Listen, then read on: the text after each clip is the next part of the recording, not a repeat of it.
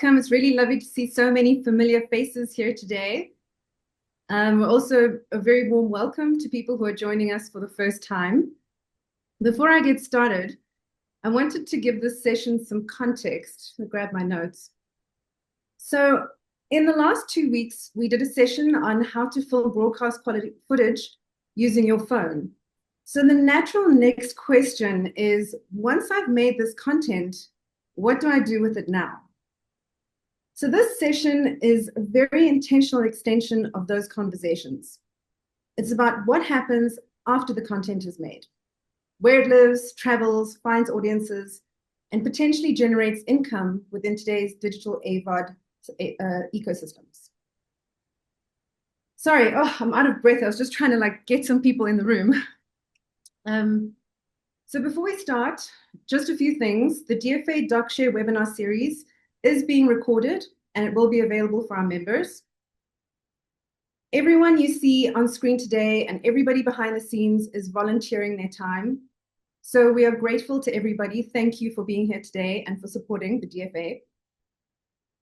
In terms of format, tonight is a panel discussion. We have 4 panelists in the room today, and the conversation is structured around 5 discussion segments. This is very much a live conversational space. So if you have a question at any point, please pop it into the chat. I'll call on you when it fits naturally into the discussion. And when I do, I'd love for you to put on your camera and ask the question yourself, so we can see your beautiful face and really make it feel like a shared room rather than a broadcast. So for those of you who it makes a huge difference, otherwise it feels like you're just talking into your computer. So I'm going to introduce our panelists now. These are 4 amazing people who are engaging in the digital ecosystem from very different positions: strategy, journalism, post-production, and short-form education. And as I introduce each one of them, after I introduce them, Drew, who is our guy on tech today, thanks Drew, is going to play a short video of each of them so that you can have a sense of how they show up in the digital world. So first, I'd like to introduce Danilo Acquisto. Danilo works at the intersection of digital platforms, creator economies, and monetization. He's the CEO and co-founder of Special Effects Media South Africa, a YouTube partner agency working with brands and creators to build sustainable digital businesses.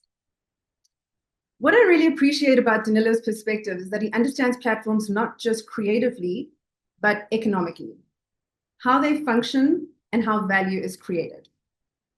Drew, will you take it away and play Danilo's video for us?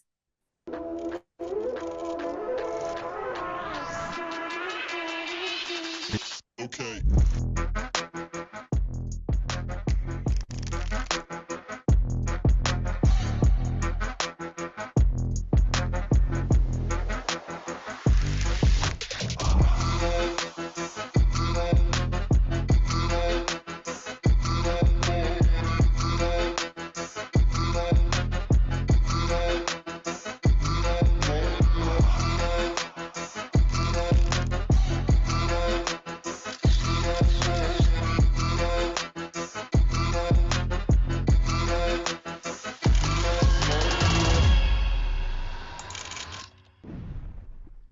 Oh, well done, Danilo, and thank you so much, Drew.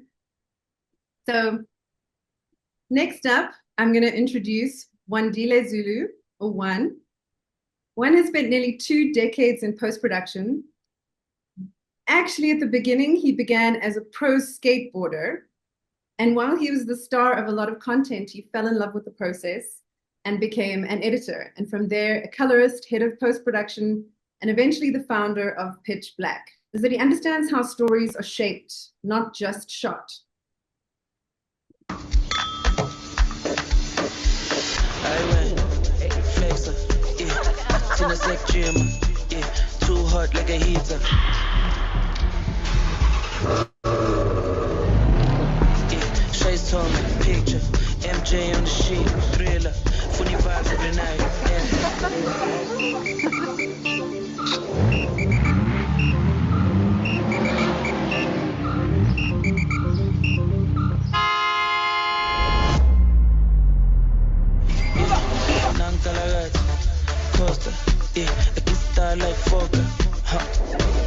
feel me? Too much to clean and thought. I don't foster. Serious and not. Yeah, a big time player. A trip too big and gone.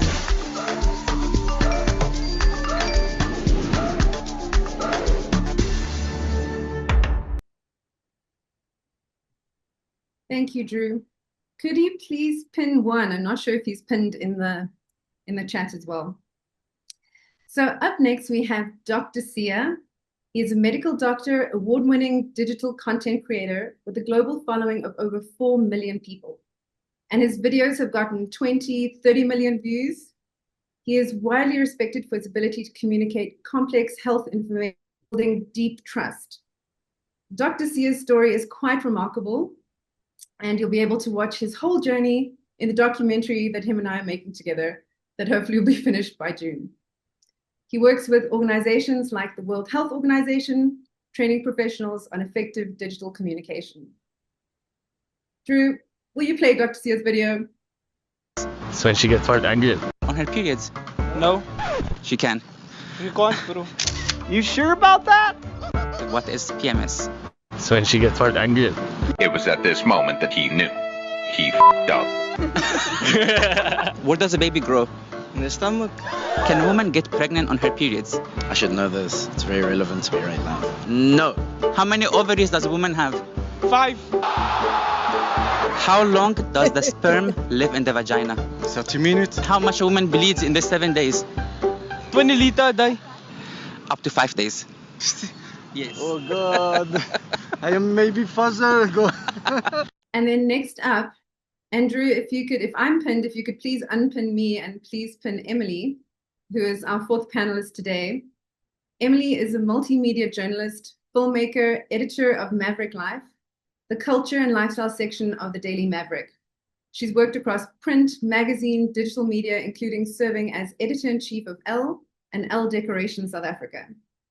Emilie brings a crucial editorial and ethical lens to this conversation, particularly around trust, accuracy, and storytelling. And just a quick note, she'll be leaving us at 7 o'clock, so we'll be drawing on her quite a bit in the earlier part of the discussion. The Justice Department has released around 3 million new files related to the late sex offender Jeffrey Epstein. And while there are plenty of prominent public figures internationally who have been revealed to have connections to Epstein, there's one person whose name crops up for the first time: South Africa's former president, Jacob Zuma.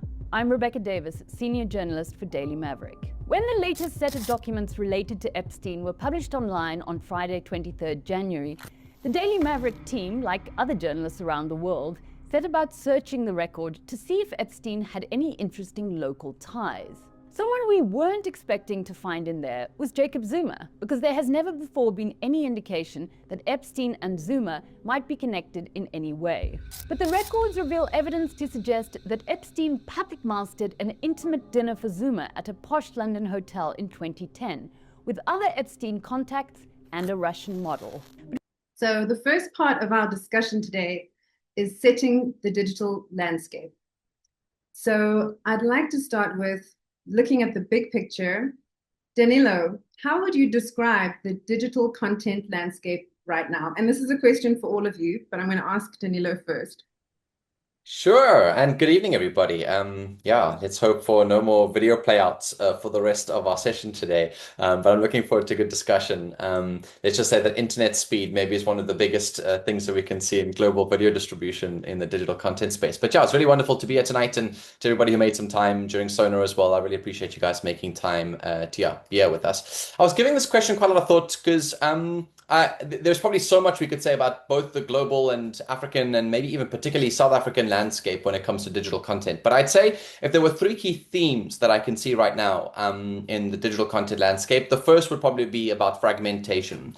And I think that's the idea that in the last sort of 5-10 years, the number of platforms that distribute content, that attract audiences and that we engage on as consumers has grown dramatically. And the amount of discoverability has declined on each of those platforms for every individual who creates or discovers on those platforms. And so I would say the first biggest thing I can see that's not only a South African, but a global sort of phenomenon is this fragmented nature of attention and the desperate need for everybody to try and capture a bit of attention. It's probably the first sort of key theme in terms of digital content and the landscape now. The second one is about distribution. As you've noticed with all of the video platforms that have launched themselves in the last while, YouTube has been dominating for a number of years, but with the rise of platforms like TikTok, and you've seen obviously Instagram move from a photo sharing app to like a video sharing app, the amount of platforms we have to distribute content and the shift of consumer behavior from sort of very linear styles of viewing content to, again, that fragmented style of multiple platforms has led to quite a big disruption in how we distribute content at a global scale. And that has affected all sorts of industries, and obviously documentary filmmakers are no different. The sort of idea of cinema or television having sort of captured a majority of the market is just no longer true. I think I was looking at some stats. I think in some of the primarily African territories and obviously global territories in the sort of West, but global South and some in the sort of Northwest, we've definitely seen a massive increase in video consumption, obviously on mobile and particularly online, overtaking their amount of TV consumption, whereas that was never the case before, and it's happened in a very short space of time. So distribution has become much more fragmented and diverse in the last while. And lastly, this big shift towards community. In the digital content space, a lot of young people, particularly, but digital consumers, actually go to platforms often to find more community than just pure entertainment or education content. And so I think that's something relatively new. We never had to build communities around our favorite TV shows or documentaries. Nowadays, people do go to social platforms to try and encapsulate a bit of that social behavior and to build communities. You would have seen in the gaming industry, obviously, these really niche sort of like cult-like groups that get together and share stories. You see D&D people building a lot of like communities together around these topics. And I think especially in the investigative journalism space, Emilie will know more about this than me, there's a lot of interest building in not only Africa, South Africa, but the globe around these true crime stories and the little communities that build themselves around trying to solve crimes. People will ultimately create Facebook groups to be able to try and share Reddit sort of threads around trying to solve certain cases and to find community, to share knowledge and insights. And in South Africa, that's particularly poignant given how big WhatsApp is. It's still listed as the primary and largest social media platform in the country. And although YouTube is not seen as a social media platform, it's the second most consumed social media platform in South Africa. So those are probably the three key themes that I've seen internationally. A lot of fragmentation, distribution becoming a lot more challenging to find audiences really and where they are, and obviously community building becoming a sort of big trend. I don't know if anybody wants to know some of the stats around sort of where we are in the world, but globally there are about 2.7 billion monthly active users of YouTube alone. I think the internet reaches, 75% of all internet traffic is video content at a global scale at the moment. And we are seeing, even at all of the research papers that we've been reading about video consumption globally, is this massive amount of audience fragmentation. So the choice is so much higher for consumers, and obviously competition for attention is getting much harder. In Africa, we only have a 43% of our population that is internet, that has access to the internet, has seen some penetration in the internet. That's about 615 million Africans who are currently online, and 408 million of those are social media users. And so we can definitely see that social media in the African context really does take a different shape to what we understand about sort of America and Europe in the way that we consume. Social media here also follows, like with Sona Tonight, quite a big sort of public platform for debate and discourse, and the primary space people go to find news and information, which is quite different to the rest of the world. So I think especially in our conversation for tonight, it could be quite useful. And South Africa has a very unique challenge in the sense that we are the country with the highest amount of time spent online than any other country in the world. And you might think that I'm crazy, or that's not true, but it absolutely is true. And the reason is because of poverty. Ultimately, a lot of people are idle and spend more time on their mobile devices, on social media platforms, through telcos who give them free access to access social media. And so we are one of the highest countries in the world when it comes to consumption. I think the average South African spends 3 hours and 36 minutes per day on social media alone, which is way above the global average. But we do have a very high internet penetration rate, about 79% so far in South Africa. So although that sounds really promising for digital distribution here, it really has got a lot of limitations. One of the things that South Africa is far behind the rest of the sort of African continent on, and I'll particularly call out Nigeria here, is about our ability to build infrastructure for digital distribution and consumption, which means that we really have at a South African problem an inability to monetize sort of content and to build sustainable systems around content creation for the digital age. And so that's our unique challenge in South Africa. Nigeria is booming in terms of local consumption, film content, long form. It's built into the fabric of how film is distributed in the territory. South Africa is lagging behind in those facets, and a lot of lacking local consumption of local content in South Africa. We are an English-speaking territory primarily, and so we tend to watch all global channels as opposed to feeding ourselves and watching our own content. So yeah, really that is one of the challenges that's quite unique to South Africa, and something that is counterintuitive to what you would imagine would be the trend in South Africa, which generally gets labeled as the sort of leader on the African continent when it comes to innovation. But when it comes to digital distribution, local consumption of content and monetization, we really are falling quite far behind some other African territories that are leading. Kenya, Nigeria, Ghana, being some of the three that are the best storytellers on the internet in terms of video.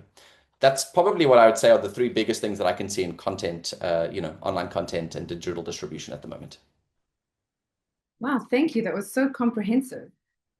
I'm going to invite the rest of our panel to please, you can put your mics on and jump in. Do you have anything to add? One, what do you think about what Danilo's had to say? Do you agree? Yeah, to a large extent, yes. What we've been involved with recently is podcasting and basically porting podcasts to TV. And surprisingly, TV was like, well, if you can't beat them, join them. So the power of what has happened just alone in podcasting, as I'm most familiar with most recently, is that the movement and the audience engagement is so ridiculously high. It's miraculous. If you have to see the numbers on these things, it's crazy. So they have so much of the youth market that the distributors, the big multi-choices were like, listen, we'll take your podcasts from the internet and we'll give you a block on TV 6 days a week and pay a license fee for that. And they did basically like a season last year, which was for 6 months. They did another season earlier this year for 3 months. So the power of content on the internet it's making waves in even our traditional spheres as well. So I agree very, very much with Danilo. The growth is incredible. Thank you. It's also really interesting you're speaking about community building. That's not something I would really have thought of. Is that connected to audience building? Is that community one's audience? Emilie, what are your thoughts on that? Hi, everyone. And thank you, Danilo, for all this insight.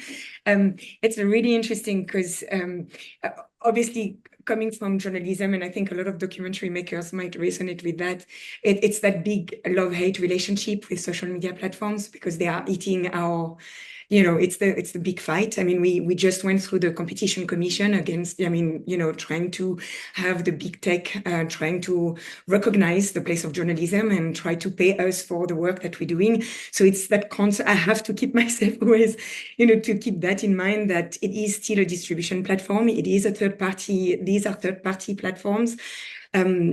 I think, Wandile, what you're saying as well is really interesting because we saw also just recently the BBC doing a deal with YouTube to have their content directly featured on YouTube. So a lot of things are changing and you can't ignore what's happening. And on this audience, for us, Amira, what has been incredible, but that's the power of video, regardless of where you publish it. I mean, the New York Times does it brilliantly because they keep their videos on their website. So they still publish on those third-party platforms, but they sort of bypass the cannibalizing of the social media platform, and they try to feature the videos on their website.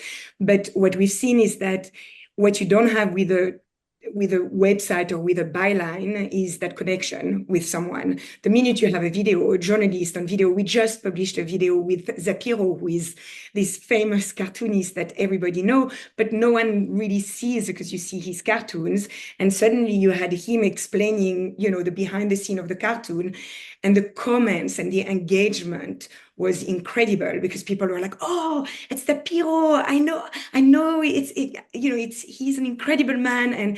And then what you can do with these comments, if you have a audience growth, someone in your team that is really a social media manager or someone looking at audiences, is really tap into these comments and engage with this audience and try to see, because I think all of you, if you have a website, there is no bridge between us, a third party and our website. Like it's a sticky platform. They don't want you to go anywhere else than staying on YouTube, staying on TikTok, or staying on Instagram. So for us to make sure that a viewer on YouTube then becomes a Maverick Insider, for example, or a Daily Maverick reader, it's an extra effort, and you have to have a strategy for that. But that's where Danilo was talking. That's where it's a new job. You're really learning how to work with community, and that's it's a beautiful way though, because it's a much direct access, but it's a new job. If I may add, Amira, Emilie, you've nailed it. I've just realized two things now. One of the biggest shifts that has happened that led to us here is that there used to be a dynamic where audiences followed media because that was all that was available. So it was like the SABC's broadcasting something on a schedule, and if I missed it, I missed it. If I didn't, I didn't. That was it. The shift that's happened now is that audiences are on top, and the media now follows audiences. Because all of these platforms are now trying to capture attention, get people onto their platforms, they all need to sell advertising. They are basically now at the beck and call of what audiences want and demand. Algorithms are built around the viewer, not the creator. Because they want the viewer to have an enjoyable experience, as Emilie mentioned. They want them to stay on the platform, engage for as long as possible, and obviously have a good viewing experience to sell good advertising to. And that power dynamic shift, I don't think we've all acknowledged yet as an industry, has been pretty massive. Is that no longer is you think you've got this great story and you're going to publish this great story, and people must now watch my great, fabulous story. You now have to beg people to find good stories. But this is where the power of communities come in, is because community drives another kind of intention, it's another energy inside a person to want to do something, to take action, to behave differently.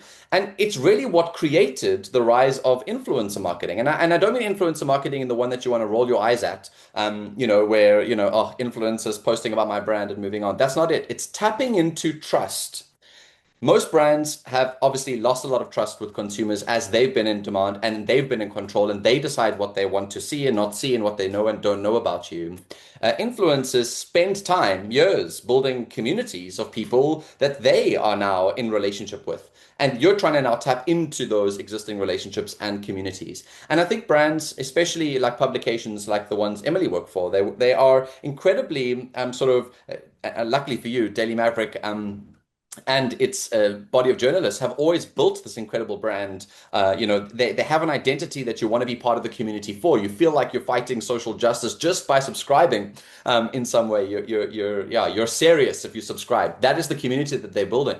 And so if they ask you to do something, the likelihood of them taking the next step is higher.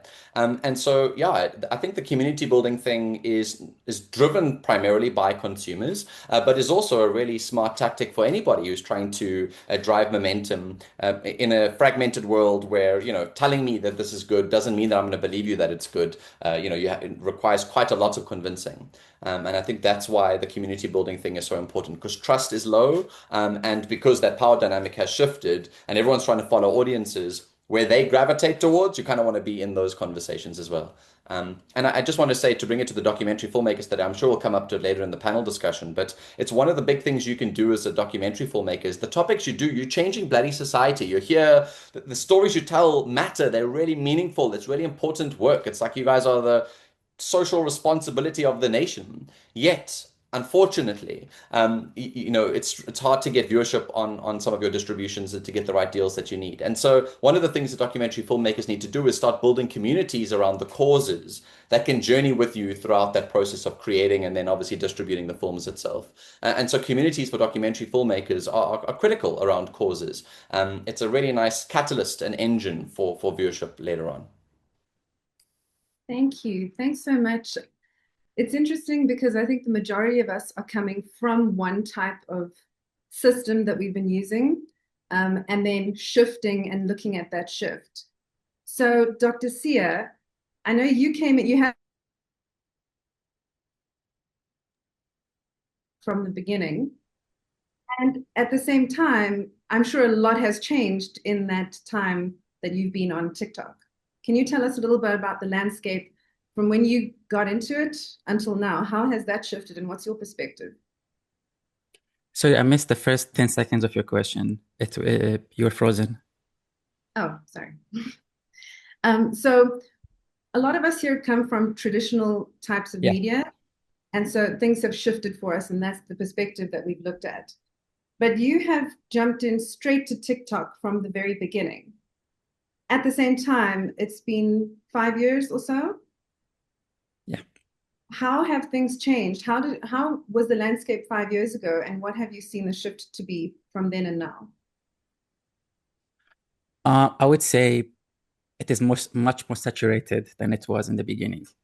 Now, with the shorter attention span, you need to grab attention of viewers in the first 2 seconds, I would say, 3 seconds max. Until today, I see organizations post a video starting by, "Hello, everyone. My name is Skip." Nobody wants to know who you are, what they want to know what you're going to talk about. Grab the attention in the first few seconds. Once you build the community, it is easy to say build the community, but how to build the community is also a different thing. To build that trust, to bring the value, to grab the attention. You can say, "Hello, everyone. My name is this." Once you have your community, the people that wait for you to come and watch your videos whenever you post them. So I would say it's much more saturated. So you have to be more authentic, more relatable. And by authentic, I mean just be yourself, because to pretend to be somebody else online, it's easy for a week, few months, but once it gets longer, it gets exhausting because you cannot pretend online. And I just came from the biggest creator summit in Dubai. And the one message that kept repeating itself, be authentic self, because people gravitate into you being yourself, you being relatable. And just to mention, I've worked with 1 or 2 people who were in the radio and TV, and they struggle on TikTok and Instagram because they still want to use that voice that they kept using on radio, and nobody wants to hear that. We're not going to TikTok to watch TV or radio or university lectures. It must be grab the attention, give me the knowledge, storytelling. It's one skill that myself and whoever wants to succeed in social media is need to learn to succeed. And once you bring the value, once you're yourself, once you build that trust, something else I want to add to what Danilo said, those 3 things, is the rise of creator brands. There are lots of brands that are led by creators. I mean, Kaby Lame, I know he's the biggest on TikTok, but he sold his likeness for $1 billion. So yeah, the things are definitely shifting. I know traditional media is going down and digital media is going up. And I saw a stat last year that 61 or 2% of the world are on social media. So if you have something to say, there's an audience for it. Grab your phone and start recording. Thank you. Authenticity is such an interesting one. I hear how, and I can see it playing out, how we've got so many staged concepts. But I think for the documentary filmmakers, it is an interesting connection for all of us because most of what we do in the documentary space is completely authentic. So I think that that's fantastic for us because there's a lot of opportunity. Does anybody in our audience have any questions that they'd like to ask at this point? Please pop it into the chat and I'll direct you to whoever you want to ask the question to. Oh, Danilo, yes. Yeah. While people are thinking about their questions and popping into the chat, I thought I would sneak in with something quite interesting because Emilie mentioned quite politely about sort of, the social media platforms and the cannibalization that's going on. And I think something that we can start looking at in Africa, especially filmmakers, I do know I sit in rooms with you guys at like Fame Week and we have conversations about the sort of lacking funding and how hard it is to find audiences and whatever it is online, and social media is just so beyond me. What we are seeing in America, for example, is the first point towards declining social media consumption. Because audiences are just so tired of so much content. It is just so much content. And I'm not talking decline as in social media is going to end in the next year and nobody's going to be on social at all. But the rate of growth of social media consumption is slowing down quite dramatically in the West, simply because of that oversaturation of content. We thought we wanted choice, and I think we're all realizing now we don't want this much choice. Like we thought we wanted that much choice, but we don't. And I think that says something to South African filmmakers as well too. Is like, social media is one thing, and it is important, and I get how many audiences are there, and that's why it's important to not cut it out of your thinking style. But it's not to say that all your eggs should be in the basket of like now only building a TikTok like documentary style film for yourself, because that's the future of content. We need to think a bit more sustainably about where the long term looks. And unfortunately, nobody can know what the future is going to look like. Not right now. I know at the rapid scale at which things are moving, but sustainability is another question that needs to come in. Don't rush to social because everyone's on social. It might not be the forever thing either. And just keep an eye on what audiences want. And if they want authenticity now, your authentic stories matter. I find the documentaries on our AVOD platform sometimes a little bit like cheeky because it's not truthful. It's not documentary. You know what I mean? It's sensationalist, or it's a bit crude in some instances. And so think to yourself, what do audiences want to see? And some of them do want to see trash. They just want entertainment. They just want to be entertained. And sometimes audiences do want to sort of follow a journey and be advocates for change. And those are the communities you want to try and tap into. And where are they? If they happen to be on social, great. But if they happen to be somewhere else, find them there and catch them there. Can I jump in, Amira? Because I think, and I totally relate to this story. And I think if I can share just the beginning of our journey at Daily Maverick. And the beauty of Daily Maverick is we're still tiny compared to, bigger newsroom, even if we are bigger. So, and our team at Daily Maverick, our video team is really tiny. We 4 or 5 people in total, and we produce 5 to 6 videos a week, which is really amazing for such a tiny team. And so I can share really our process. But what Danilo is saying is so true, because in our industry, we've got yearly reports telling us what to do, what are the trends, what we should be doing. And really, I remember at the beginning, it was like, stop, everybody, pivot to video, then stop, everybody, pivot to TikTok. And here we were like, we need to do TikTok videos. And we started, again, thank goodness, our journalists are beyond amazing, and they embrace everything that we want to try. And we were, okay, let's try TikTok. And we had willing journalists wanted to try. And very quickly, exactly as Danilo is saying, we were like, wait, it's not really working for us. The green screen behind, very much like, it works for, there's a space for everybody. So for certain content creators, commentators, it works beautifully, and go for it. But for us, it didn't. Daily Maverick is not in breaking news. Daily Maverick is known to be in investigations and expose. Daily Maverick is known for its analysis. It's no point for us trying to spread everyone thin to just push a quantity of vertical videos that in the end, no one comes to Daily Maverick for. But what we banked on very quickly, we're like, this is not working. And Malibongo Etilo, who is the creative lead at Maverick Studio, very quickly said, let's focus on YouTube. this is where, which is what you were saying as well, all of you. And we decided to focus on longer videos like the one you showed.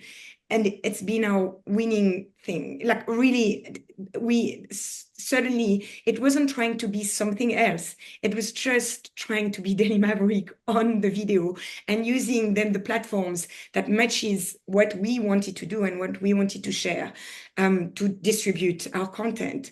And that's, I think, something crucial that all of us have been saying, whether Dr. Siya, with the incredible content that you're doing, is stay true to who you are. If you like, if you need to start before any, I mean, at Daily Maverick, we do game plans every year. Our game plan starts with our mission and our vision. Before we talk about whatever video we're going to do or what is our North Star? What are we standing up for? Because that's going to drive everything we do. It's not the opposite. TikTok is not driving our content. YouTube is not driving our content. It's our vision, our mission that's driving where we're going. It's such a powerful message. Thank you so much for sharing that. And Emilie, you also mentioned, so you've got a fairly small team, a team of 4 people. And I know that in the online space, audiences require content all the time. Is there pressure to keep making content? Do you feel like your audience is going to go somewhere else if you're not churning it out? And with that, I know, you mentioned that today, it's also about the cost of content. The cost to put content online is far lower than it is in traditional media. Yeah. Can you speak to those points?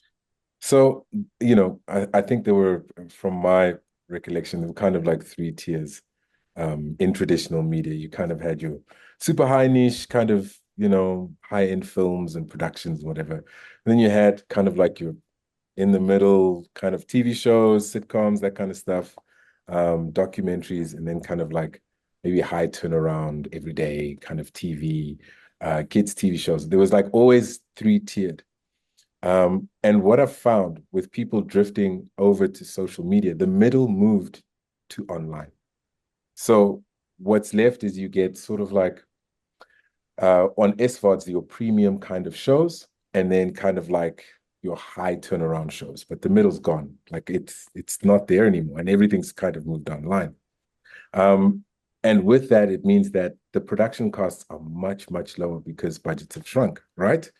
And with budgets shrinking, it's hard to do high-end documentaries, which is, what we all want to make is the nice stuff. So your rate of turnover is much quicker. For example, take podcasters, for example, they need 3 cameras, a couch, and a conversation. That's it. That's all they need. They don't need much more than that. It takes them a day to process their content, and they can have it up. They can shoot one day and be up either the next day or 2 days later. So the turnaround is 48 hours. And the cost of production is extremely low, maybe even 5,000 Rand a shoot at the very most. But if they go out and they get on YouTube, they get 250,000 views per video, and there's 4 videos. 1 million views will get them anywhere between 100,000 and 120. If you're doing really well, 150,000 Rand. And that basically means I spent 20 to make 150,000 back. And I was in 8 days worth of production. So the margins for them are much higher because the cost of production is just so low. And if you're trying to do really, really good documentaries, you need archive, you need interviews, you need crew, you need research, you need pre-prod, you need all of these extra elements that happen in traditional TV, which makes a YouTube model very difficult to do at that kind of premium level. But in the same breath, commissions as well aren't as high as they used to be in the documentary market. So what happens? What's the solution? And I think that's what we're kind of trying to figure out, like what kind of financial model works for documentaries, because a one-man band for a documentary is a very hard thing to do. I think, you would agree on this. It's not that simple. So I think the financial model around how you get return on investment is something that needs to be queered. And there are ways to do it. It's just I don't think it's the way we used to do I think we are going to discuss monetization later, so I won't get into that main bit. But something that you said now I think is quite interesting is documentaries, all the costs that go into making this one documentary, and the return on the investment on a YouTube platform doesn't make sense for that, of course, because YouTube only thrives on long-term distribution, community building, and growth. So you need to have an annual strategy and other content for that one documentary to reach the views that it does get or the attention that it needs to generate the revenue that it does. So even though we think cannot be one long, big, clunky asset that we try find our best way to get onto YouTube and make money, it never will. That's not a good commercial model.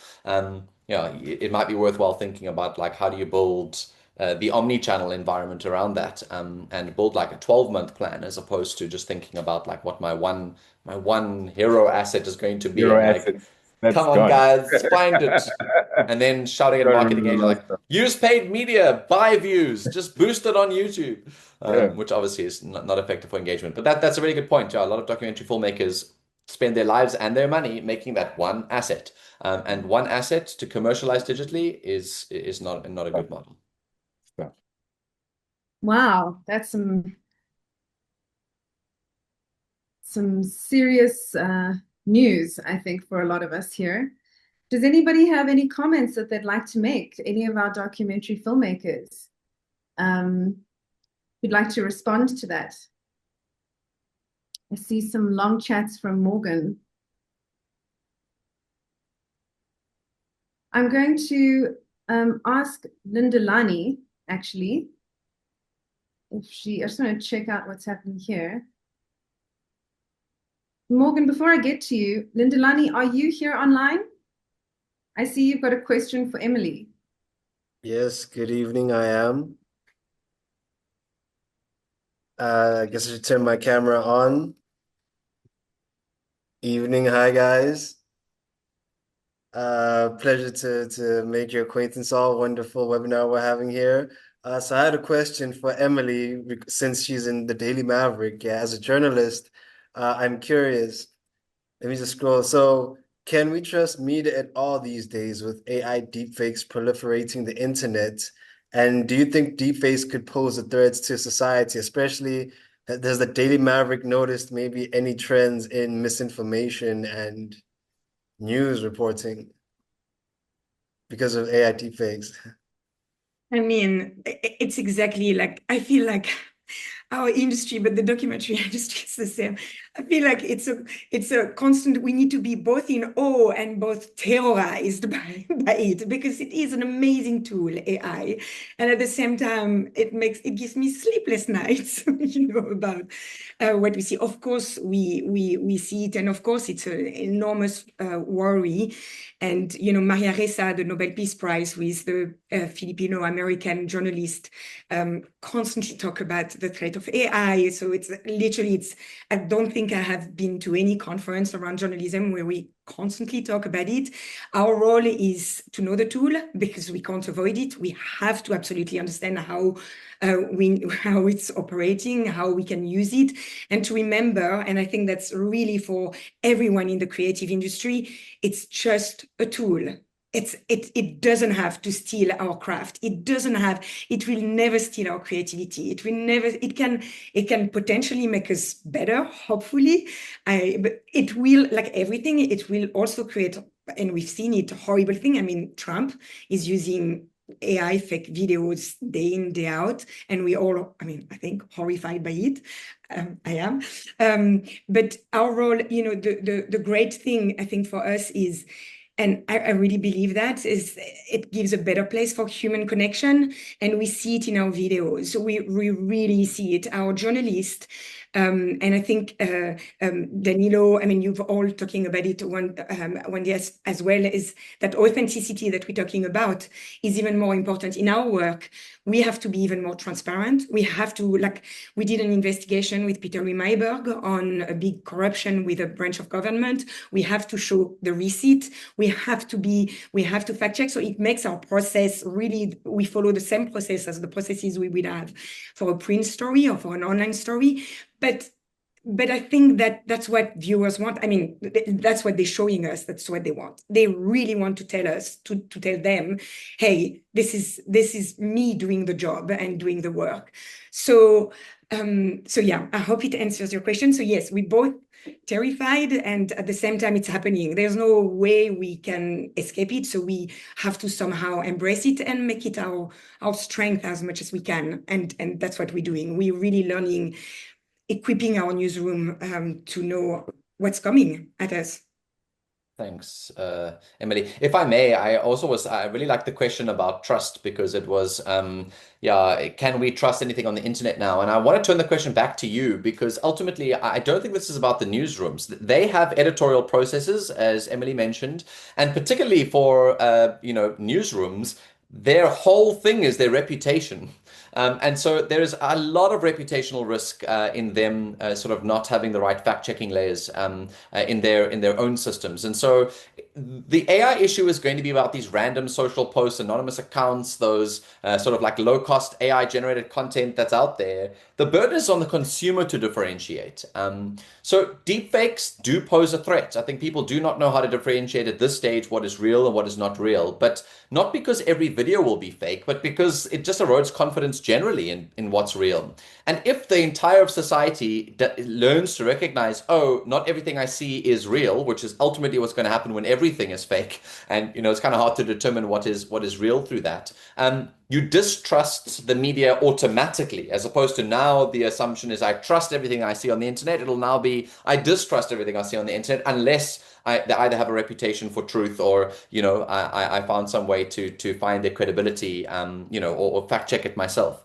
And so we do know as well too that the platforms are under a lot of pressure to do this as well. They have to adapt their verification models. So it kind of is like an arms race that's going both ways.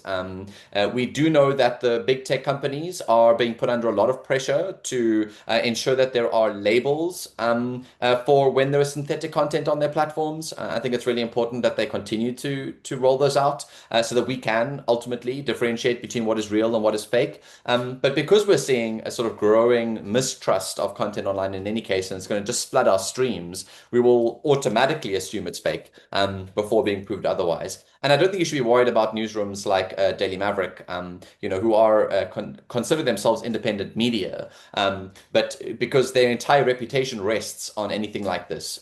One opportunity where they leverage deepfakes and for fake news to jigger an election, they will have no business that following year. Consumers will no longer trust that platform. They cannot sell subscribers there afterwards and generate revenue. It's a very much American problem where you're forced. You only have two sides to the media, and those are your options, and none of them are free. They're all really heavily funded and highly integrated. So yeah, I think the burden sits with you as a consumer, actually. You should be trying to figure out for yourself if you can differentiate what's real and what's fake, and what you will trust. Can I add something? Sure. The World Economic Forum last year ranked misinformation as one of the top global threats to humanity, alongside wars and like extreme climate change. So in general, I specialize in health misinformation, but misinformation all over the internet. And there are ways, I don't want to take over this webinar, there are ways where you can learn how to fight misinformation. And in health, misinformation do kill people. So fighting misinformation is basically saving lives online.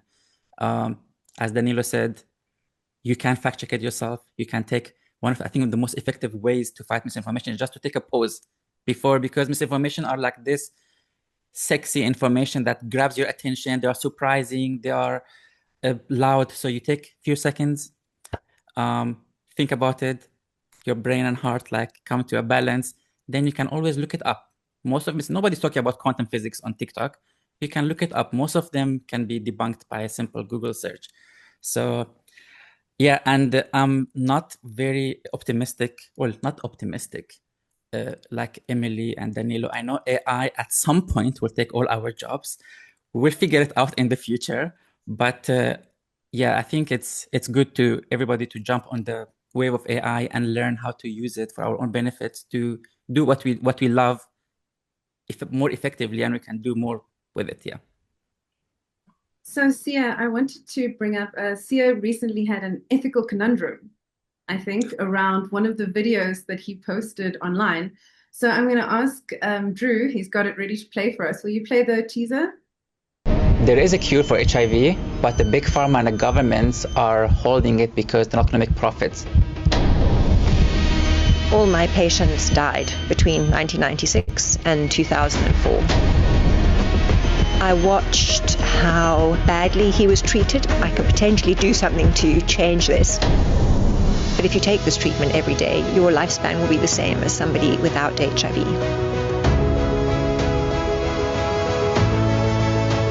7 people have been cured of HIV. Thank you. Thank you.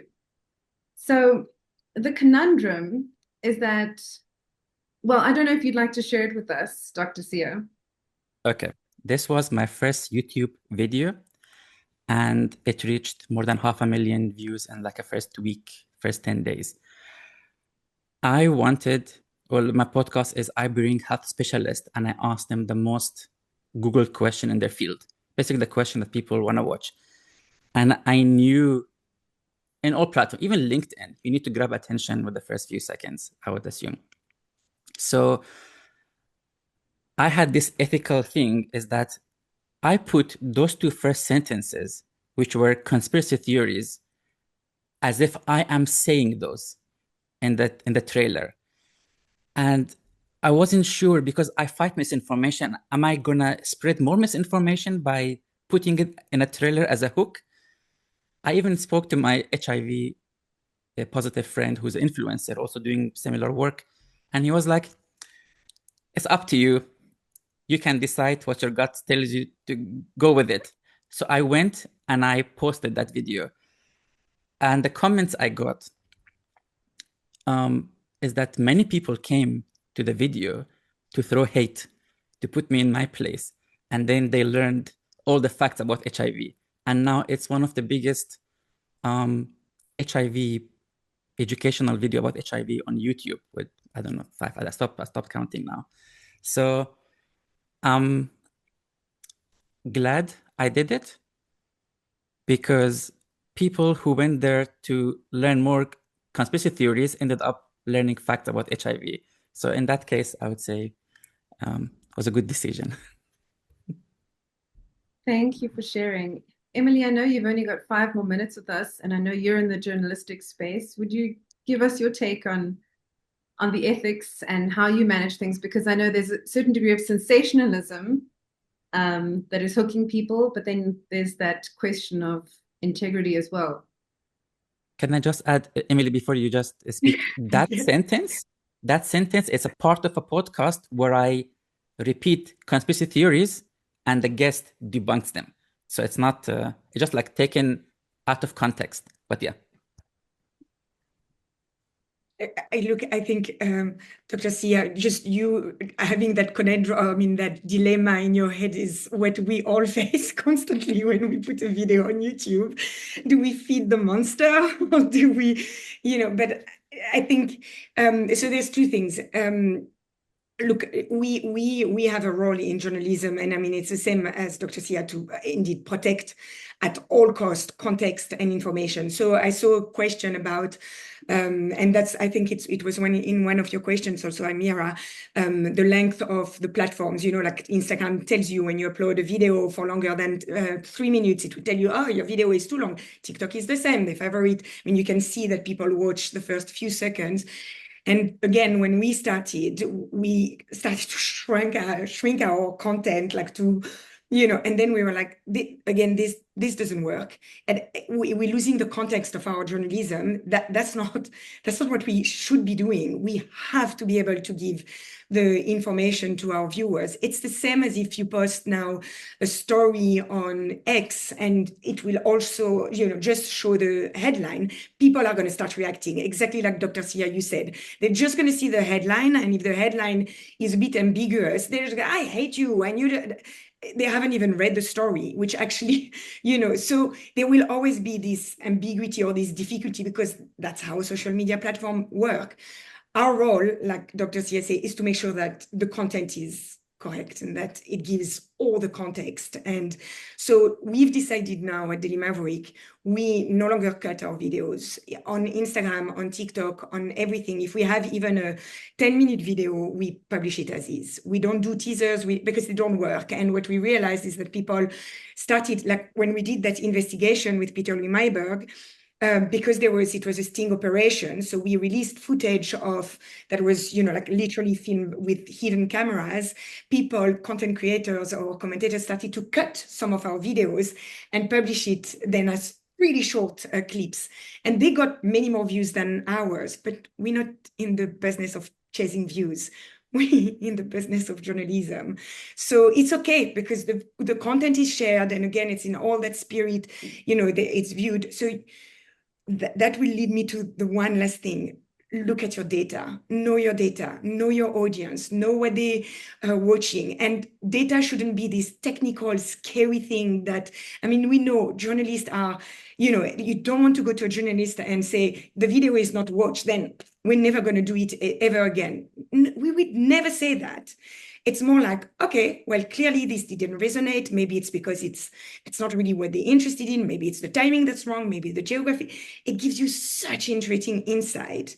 And that data allows you to, really shape also how you're going to move on the next content, but never compromise on your ethics. And as Dr. Siya said, your full video, it has to give the full context. So before you leave, Emilie, thank you so much for your passion and for sharing with us. I see Carolyn has got a question. Carolyn, would you like to come online? No, I was just interested to know what type of viewership do you get on your social media platforms, and from which part of the world? It would be interesting to know, and gender and age. So it actually depends on videos. All our investigations and expose, actually, it depends. So gender and age really varies depending on the video. But it's anything from 25 to 55. That's the big bracket that we always reach, which sort of matches our Daily Maverick audience. Although on Daily Maverick, we also have an older bracket. Geography is mainly Gauteng and Cape Town, so South Africa as a big region. And then we've got, the diaspora, so the UK, South Africans being in the UK, in the US, so the usual suspects, which also matches our Daily Maverick audience. TikTok, obviously, it's a much younger audience. And depending on the video, so the last videos that we did on Sisi Tolache, which was the social development video, it was completely skewed toward a woman audience. So it's interesting sometimes to see, but usually it's quite equal, the split between the two, skewed toward male. And our views vary from, across all platform, it would be, sometimes 500,000 on some videos, 1 million on some videos, just 20,000, 40,000. It depends. So it really. So do you make money from it as Daily Maverick? Do you make a return? But that's the whole purpose of the competition commission is, and what Danilo was saying, it's peanuts. Yeah, it's compared to the work we have to do, but that's why, if I can leave you with that one thing is what interests us now, what we're really putting our heads to is indeed, how do we engage with this audience so that, let me give you an example. On investigations, we often see people in the comment telling us, so, in Daily Maverick, it's free. We're not behind a paywall because we are public service and we will never be behind a paywall. So, but what we saw on the comments were people telling, I had to stop the video to become a Maverick Insider, which is our, when people voluntarily become subscribers basically to Daily Maverick. And it's a big part of our business model. And we're very lucky that we've got these incredible people who just support us. And when you see that, you want, if we had a bigger team, you want to be able to engage with, the people who comment and say, thank you so much. And if you want, this is what you can do. This is the link to, because we know people say that, but between the moment they comment and they're going to go into the website and they're going to click on Maverick Insider and they're going to subscribe, time has lapsed and they're probably gone. So that's what we're trying to find out is, I mean, there's a reason why the New York Times literally created a TikTok looking tab on their website.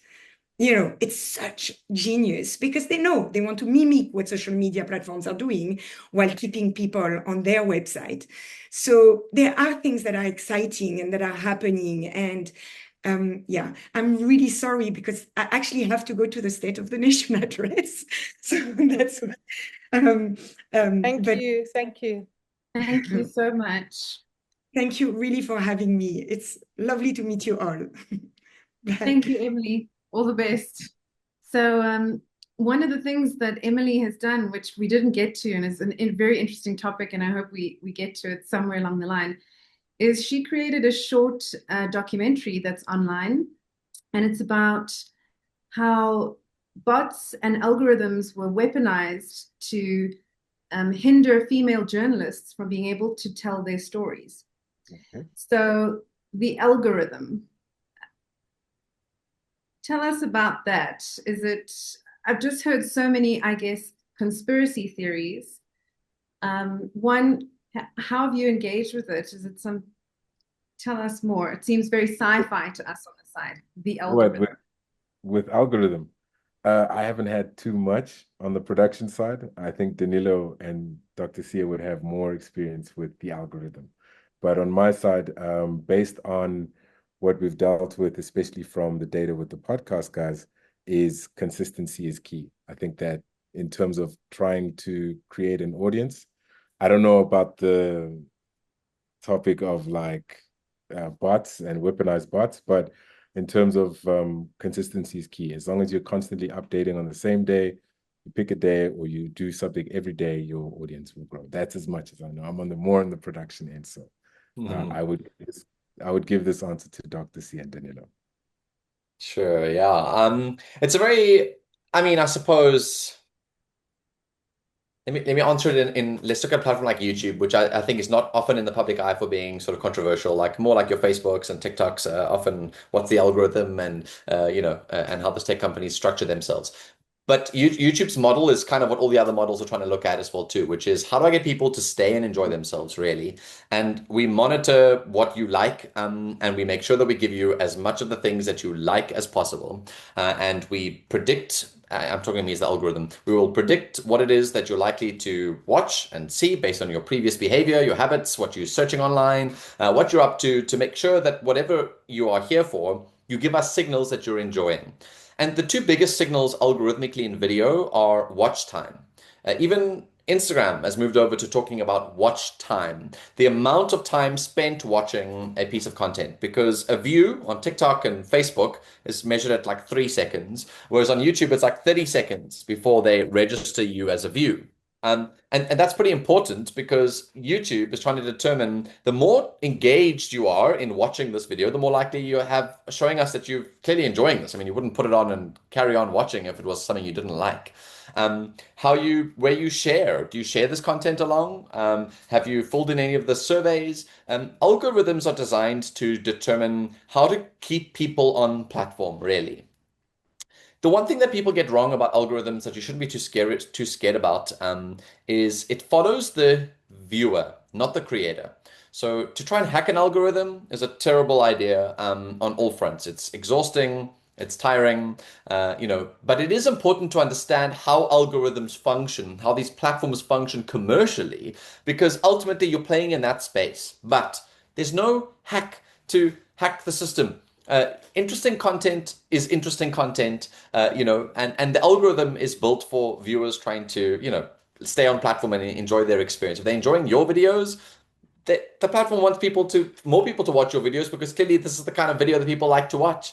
And so I think we shouldn't be too scared about it. But there is this absolute rising sort of scene of like bots, as you've mentioned now, where people they generally will go around creating these fake profiles that's using basically like similar AI technology, will go around and like things to try and like give things a boost. In my day, I sound old. But in my day, there used to be this thing called, and to try and grow an Instagram following, they used to create these pods, which were like WhatsApp groups of Instagram creators who would all be in the same group, hundreds of them. When somebody would upload a new post on Instagram, they would send the link to the WhatsApp group, and all the other famous people would go into that post and like and comment and share to give the algorithm some sense that people like this thing. Like, look, all these people so quickly, all at the same time, love it. It must be doing well. But big tech companies are obviously realizing, that kind of stuff exists, and they're being put under a lot of pressure to sort that out. But yeah, I think the thing we mentioned earlier about misinformation and disinformation is the biggest issue. It's consumers not knowing what's real and not real, what signals they should look at for authenticity and not, and for success and not. And so yeah, I'm not a big fan for chasing algorithms, but I am a big fan for understanding how they function in order to figure out like how to give yourself the best chance of being discovered, seen, and also to help your audiences grow. I don't know, Doc, what do you think? Any? I agree with both of you. Wandile, you said consistency, but I will add something else. Be consistent, but improve every time. Even if you improve 1%, 1%, 1%. That's one thing. I'm not a fan of learning algorithms because, to be honest, none of us know. I've had meeting with the head office of YouTube and TikTok. Nobody will tell you, nobody knows. But as Danilo said, watch time. If your videos are recorded in a, guys, whoever makes the videos on the phone, clean your lens, okay? Buy a cheap microphone, because if I go on TikTok, I want to be entertained, and if I have to use my mental energy to try to hear you or try to see you, I'm gonna skip. So like the basic things. Have a hook. In YouTube, the hook could be the video, but is more also the thumbnail. They say spend as much time as you spend on the video on a thumbnail, because people generally see the thumbnails on the side, and if thumbnail is not going to grab my attention, my first video got more than 500,000 views in YouTube. Second video had 200 views, and it's like a 10 times better content in that second YouTube video, but nobody's watching it because I probably messed up the thumbnail and I just relied on too much AI advising me on what to do and stuff. So be consistent, be yourself, make content, improve. And if you struggle, we are here. I mean, there are so many people who can guide you and help you.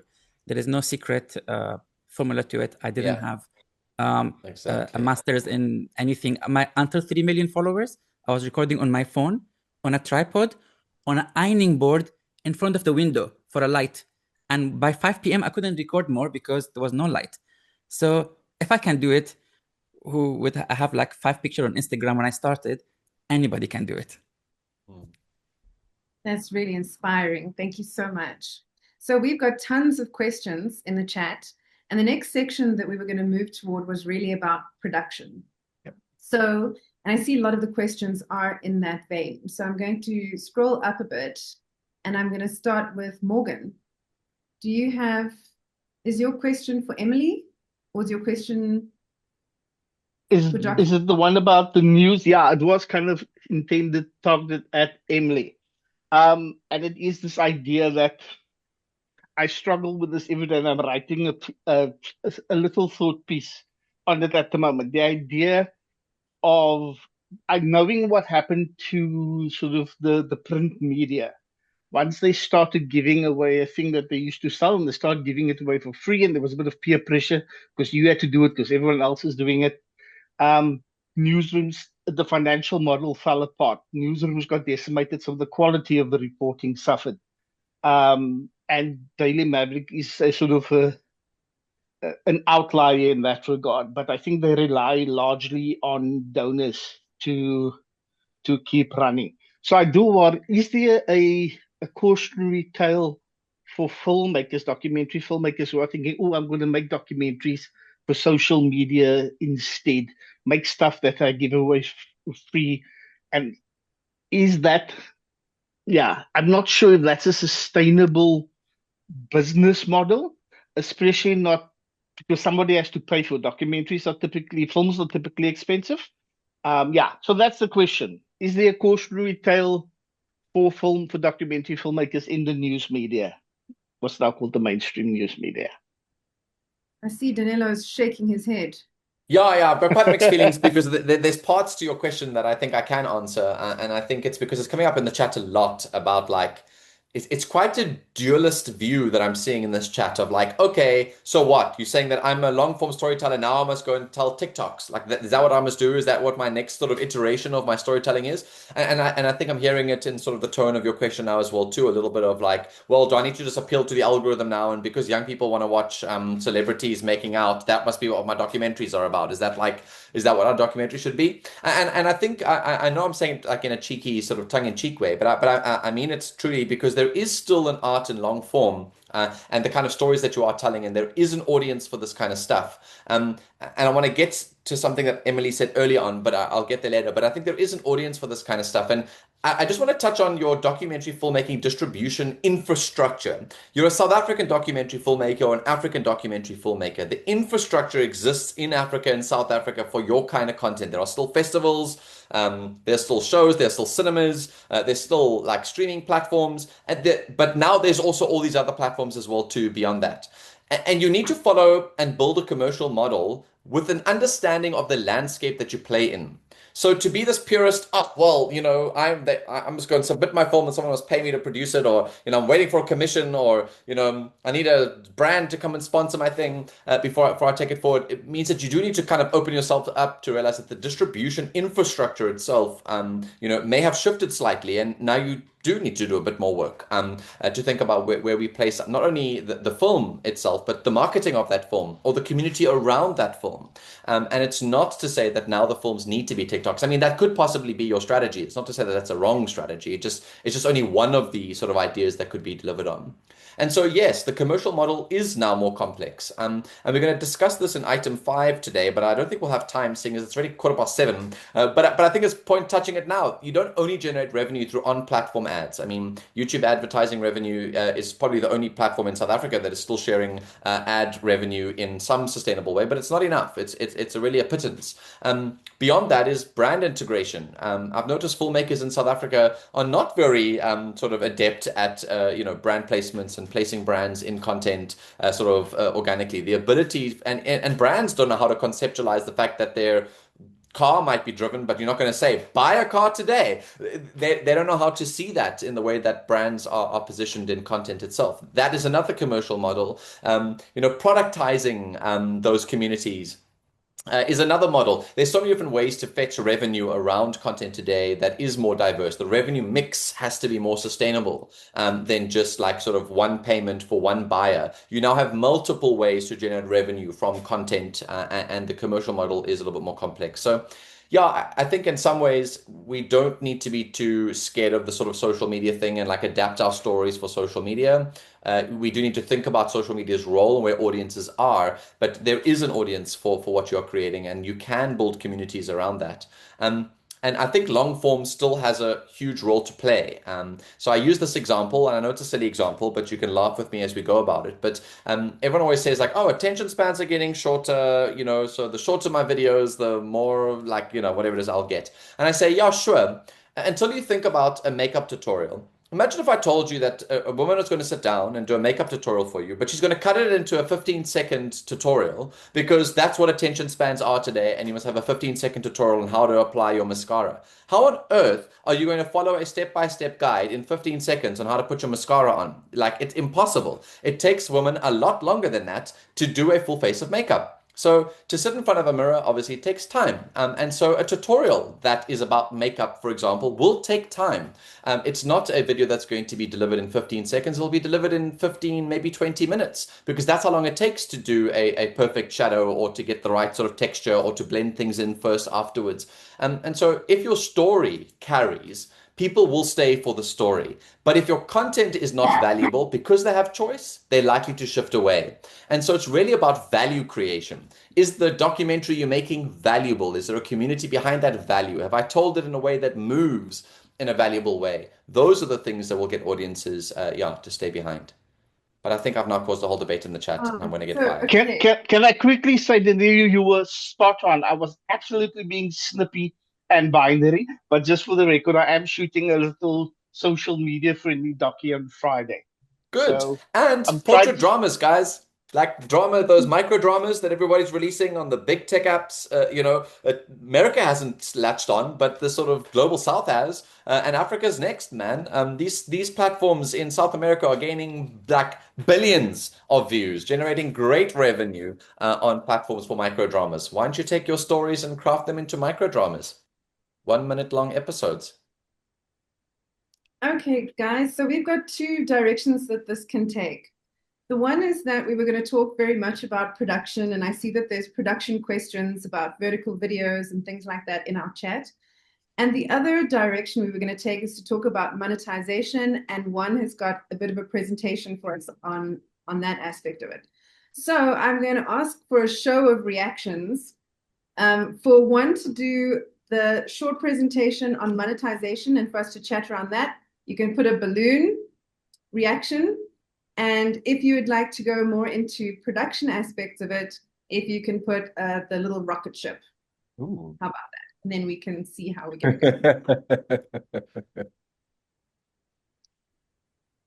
I can't see the balloon. Balloons win 3-1. And a horn, 2 horns. I was wait, how many balloons? I was assuming people would go for the money. Everyone wants to make I money. want a balloon, but I can't see it. Balloon for me. Okay. So we have a few more balloons. Rocket ship. Let's start with the monetization, and then toward the end we'll head into the production. But I just wanted us to answer Amilca's question. Yeah. Amilca, do you want to ask your question about that you've put in here in the chat? Oh, hi, yes. Well, I was wondering, Danilo spoke, and I guess they actually tied the two together to some degree. It's a good bridge. Thank you, Amira. If Danilo can expound a little bit about the idea of multiple assets as a documentary filmmaker when we're approaching something like YouTube, instead of, putting our whole 1.5 to 2 hour documentary on, how could we conceive of it otherwise, rather than just the simple snipping it down into tiny little snippets and putting it on, like you mentioned now. It doesn't always work. It's not what we necessarily even want to do with our film, but is there ways that we can kind of conceive of it differently, rather than just having this hero asset, that we can have something that is has multiple prongs to it? If you can just expound a little bit on that, and maybe give us 1 or 2 examples. Yeah, sure. I love that. Very good question. And you see, we now went into production. So never mind monetization, people, but they are all interlinked. I mean, yeah. We'll circle back to that in 2027. But it is all interlinked in some way. But yeah, let me try to take a stab at your question. And I think it's back to this. I made a joke about the sort of binary thinking of it. It's either one hero asset or many social assets. And I think I just want to kind of paint this omni-channel environment to you a bit further. It's like most of these platforms do want to see the fact that consumers are fragmented. They're watching content in so many different places. I would always treat social media, your Instagrams, Facebooks, your TikToks, as discovery mechanisms. They're the ones that their algorithms are about discovering new things. Most people end up there to go and find new stuff. And if you're the kind of individual who's trying to get attention or find a way to get attention for a particular project that you're looking at, like social media is really powerful at attention. So I think that's that. And then obviously find a place where the main asset is then sort of distributed or housed. But a couple of theories we can look at, the ones that we reference a lot in our sort of thinking, is first is to think about narrative extensions. So you've obviously got a main film that you're launching, but there are obviously lots of teasers and other things. But in those films, there are themes. And in those themes, there are stories and sub-stories. And all of that can be fleshed out into various other assets that could live beyond the main asset. So even behind the scenes assets are still valuable content pieces. People want to see the making of, or, the director's cut or the bloopers reel, for example. These are all things that can come from the main asset to extend the life of one long form hero piece of content. But in your world, like the research that you guys put into this is incredible. There must be a lot that's left on the cutting floor. Where are those extended interviews or the context that never made its way into the documentary itself, or those research or the theme around what you're creating your documentary about can create communities around those themes in various other ways beyond the main asset?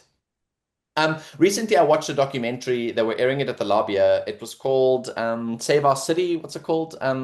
about the housing crisis. Can't remember what it's called. But it was Mother City. Thank you. There we go. Mother City. So I went to go watch Mother City, and it was the first time I was exposed. I mean, I've heard through the news and via bitty pieces in a discovery way, like sort of about the housing crisis in Cape Town. But that was the first time I watched the full documentary. And subsequently, they've obviously released a whole bunch of content, but other people have also started to release video content and other pieces, creating conversations around those individual properties and the history of that property, or new things that the politicians are making decisions on. The story you're telling has got legs because it's a story in and of itself. So the one is about extending the narrative with whatever the core message or whatever's inside the documentary can be, and that can be this content that you can distribute in more than one piece. The second is to think about just typical platform native cut downs. And this is where ultimately you take your 90-minute documentary and you can generate a whole bunch of 10 to 20 second short clips for TikTok, I don't know, YouTube. You can have 5 to 10 minute YouTube form thematic extracts. So you could like almost take like the sort of interviews that you've done in individual bites and sub-release those as well too, alongside the master sort of documentary that you have. And obviously there's many ways to consider how you cut that up, but you can use that same sort of narrative and story to create just specifically platform native subcuts that are still valuable in and of themselves, and doesn't take away from the master narrative as the sort of hero. The third is a bit more about community building, and it's about educational assets. So if you are writing a documentary or producing a documentary that does require a lot more education than just one documentary, then all the other content you could create surrounding the documentary could be about further education of the theme that's covered in the docu itself. And I suppose the last one from me would just be about the distribution and the social media marketing part of it, is trying to think to yourself like, okay, if I do only have one hero asset and that is my hero and it's the main sort of video, how do I get attention for that video? And that can happen in many ways. Partner with influencers, I don't know, like, create cut downs. Those social trend videos we spoke about earlier are really nice ways to be discovered and be found. And the idea I really want to land is like, start thinking about your film as a 12-month long release schedule. What is happening in the build-up? What is happening during launch? What is happening post to retain audiences and communities? And then what's going to happen to continue the conversation later on, as opposed to what we currently think of as like just the one launch night of premiere and then like nothing. The idea really is to start thinking about where are these audiences? How do I keep people engaged before the actual launch and after, without losing the integrity of your one long form hero asset? I hope that helps. Thank you so much. Siya, you're enticing people with things in the chat there. He's a stirrer, I tell you. A little stirrer in the chat there, I see. Let's jump into the monetization a little bit, and then let's circle back to Opus AI clip cutting tool. So if you will take it away for us. No problem. It's a short little presentation around the opportunities of monetizing for the documentaries, and the case study is made basically on what the monetization options or opportunities are on 1 million views on your, as Danilo would put it, a hero asset. Now, because the landscape has changed and documentaries aren't being commissioned the way they used to be before, it's kind of like looking at a different way of becoming media asset owners as opposed to becoming service providers, which is kind of the new direction I think most people need to start looking at, and creating documentaries for themselves and then trying to make the most out of your return on revenue that way. So basically the landscape, SABC ETV, budget constraints, as you guys know, we are all striking. We want our rebates. That's changed a lot. And then now streaming with Showmax, well, almost goodbye Showmax and Netflix. Those are opportunities where we can have sort of licensed deals. And then obviously AVOD, YouTube and Tubi, those are booming. As you know, 76% of data usage is all video, accounts for video in South Africa. And what we want to do is move from service provider to becoming media asset owners. Now, the loud discovery, sort of using the short form content, as you were saying, Danilo, is a way to market your asset, basically, and using YouTube to pay you to market yourself, which sounds pretty good because then you're not actually spending any real money and you're actually going to get money back. So the return on investment is great. It's because you just take little clips of whatever your docu is, little parts, little 2-minute parts, little 3-minute parts, put that on TikTok, and TikTok will, based on how many views you get, return some of that money to you. And then the dual for that is to return people to the actual hero asset by directing traffic to where the hero asset lives at the time. The second is the YouTube platform with AdSense and direct fan funding. One thing we haven't talked about is channel membership. Once you have a strong community of channel members, you can charge them a little bit of a subscription fee. They could pay 10 Rand, 20 Rand to be a part of the channel, and that could add to your revenue as well. But averaging on about 1 million views, you'd get about 90,000 to 125,000 Rand based on the RPM, mixed between domestic and international. Now, revenue model C is the big passive income, your Tubies, your Plutos, your EVODs. I can't speak for EVODs numbers, but these are from Tubi. And they're about, for a full watch, you're looking at between 2 Rand 70 and 5 Rand 40 per full watch. At a million views, that could average out between 2.7 million Rand and 5.4 million Rand on Tubi, which is amazing. The only challenge is Tubi is kind of geo-locked to the US, but there are ways to get your content through there without using traditional South African channels. It's a freemium, and freemium is the new way to go. The big players, Netflix, Disney, all of those guys now have advertising in their plans. So the whole cheap freemium concept, it's kind of like not a thing anymore because people are happy to even pay to watch ads. So freemium services, the upside is that you got high viewership because it's easy access. No one has to pay a subscription, high volume ads. So your return on your content with your advertising is quite high. So it's actually a little bit the other way around. Your freemium service is going to give you a much better rate on your advertising return. So if you had to look at a hybrid stack of how you would look at, how you would stack your asset, you go with, sort of like your first festival runs and possibly a licensing fee without giving them digital worldwide, obviously, and then keeping that as a local fee, local distribution, and you do give them exclusivity for about 12 months, that would help. And then phase 2, global monetization, kind of going for a Tubi or another AVOD platform and trying to go that way. And then phase 3, which would be like a YouTube, where it kind of just lives there forever. And then these are the financial opportunities involved in it. And then obviously your marketing and engagement platforms, TikTok. And then that could generate you a little bit of money as well while you use those platforms to market your main asset. So yeah, that's kind of like a general breakdown of what the opportunities are on a financial model. Thanks, guys. Oh, thanks, Juan. That was really, really insightful as well. I have one sort of thought or note to our audience in case and it was the least valuable to the audience, least valuable to the creator of assets in any case, but it's the TikTok fund. Just to say, like, that's not available in South Africa or most African territories. So there is no revenue share model for you on TikTok. I would cut that out of your mix and thinking that only YouTube for now has it's not enough to consider, but it's anyway on your list from a marketing and distribution was the least generating in terms of value to your revenue model. But it has been a big fight in our industry as well too. It's like sort of a lack of release. And just 2 weeks ago, TikTok extracted all resources out of sub-Saharan Africa in the creator space. Given the country and the continent's inability to generate sufficient revenue. I wouldn't rely on them for that. But all those other models are so fab.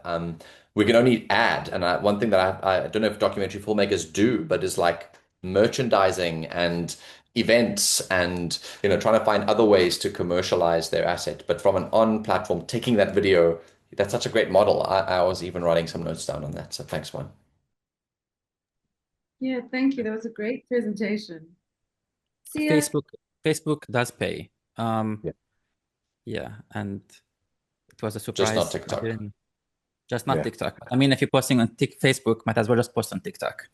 Yeah.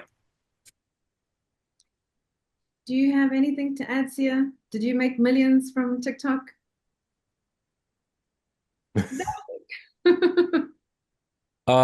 You make, I mean, it's basically brand deals. That's what you can make from TikTok. Even Instagram is the same thing.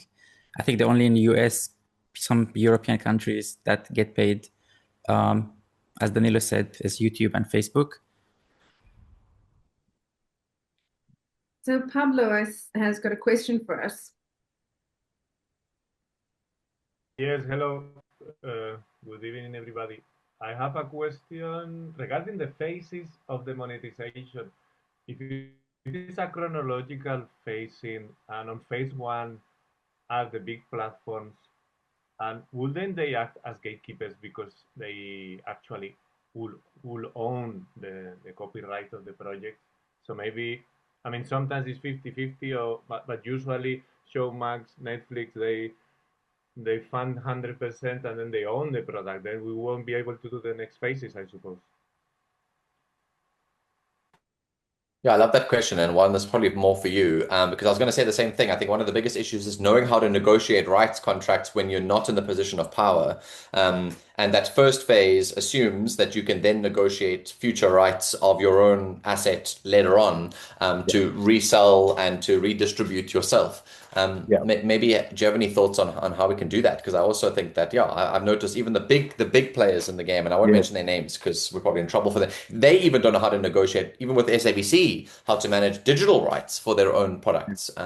It is a challenge. Everyone wants to own everything globally, everywhere, and it's really difficult to be able to retain rights. Yeah, I think with that said, if you're the media asset owner, it would be, wise to not give away digital rights at all. And I think if you're doing a license deal, it needs to be if you're getting a local fee, they should be getting local rights. I think you need to kind of stand firm and not give away basically all of your work, and then refuse being able to earn any money off it on any other platforms. I think give it whatever the license deal is, needs to stay in the region and the platform that it should be. I wouldn't give away digital rights. Otherwise, there's no opportunity to make any more revenue. I'll sound like doctor here, but I want to stir your pot quickly and stir the pot, but also to say that assumes that there's a position of power that you could retain those things, whereas the broadcaster could just go and find somebody who is willing to give away their rights. There is a multitude of creation, lots of supply, very little demand, and so if I go and say, well, no, it's local, so give me only local, they'll just be like, cool. I'll go take the next person who's willing to give me global rights. Actors, cool. Not going to pay the usage, that's fine. I'll find somebody who is willing to act for $2,000 and charge me a flat fee. It's like when there's so much supply, is that even feasible? I think so. The whole point, I think, why we're having this discussion is to get everybody together to be on the same wavelength. And if everybody comes together and sticks to kind of like the same principles, I suppose that's the whole reason for the association, so that everybody can kind of protect each other. And if we give away all of our rights, then what's the point? Boom. Love it. We forget our power as media owners a lot, I think. And because you think you're competing with each other, you tend to give away your rights, to bump your next guy out of the way. And I think you do need to act in solidarity, because if you do, we all win through that process. One question for you. There is a creator on YouTube, I don't know his name, but he makes a documentary every few months, one documentary. And I think he has like almost 10 million followers from the few documentaries that he has made, and probably has made millions from YouTube. So I feel like if you can make documentaries that would make people sit and watch, I think YouTube is the platform to be on. Yeah. It's almost like, but you looked at the numbers that one was talking about in his presentation of those first few phases of revenue generation. I mean, they will pale in comparison to on platform, but the the auxiliary revenue generation opportunities for brand engagement, sort of, fan funding, memberships, etc., like increases drastically when you're digitally first. And this is what I love about sort of Nigeria in the Nollywood space, is the primary distribution of film content is YouTube. It's not film or the networks or the typical sort of shows. It is YouTube.